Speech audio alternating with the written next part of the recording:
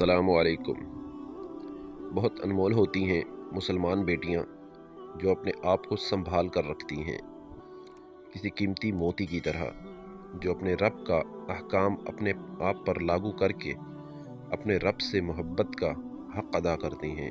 ایک مسلمان اور مرد اور عورت اپنے کردار میں اتنا پاکیزہ اور مضبوط ہونا چاہیے کہ کوئی اپنی سوچ میں بھی اسے گندہ نہ کر سکے۔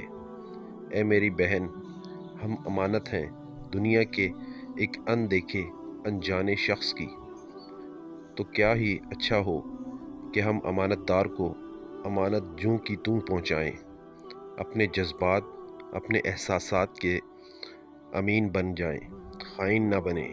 سڑک جتنی صاف اور اچھی ہو، سفر اتنا ہی آسان رہتا ہے۔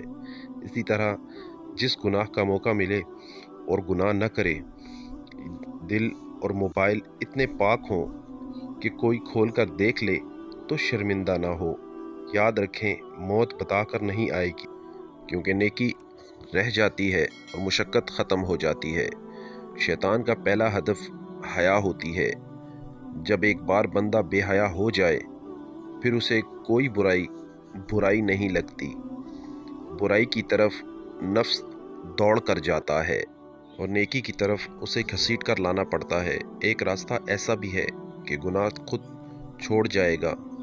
اللہ والوں کے ساتھ رہو، اہل تقوی کے ساتھ رہو، اہل یقین کے ساتھ رہو، اہل محبت اور اہل عشق کے ساتھ رہو، کیونکہ جس طرح پھول کا تعارف اس کی خوشبو ہوتی ہے، اسی طرح انسان کا تعارف اس کا کردار ہوتا ہے۔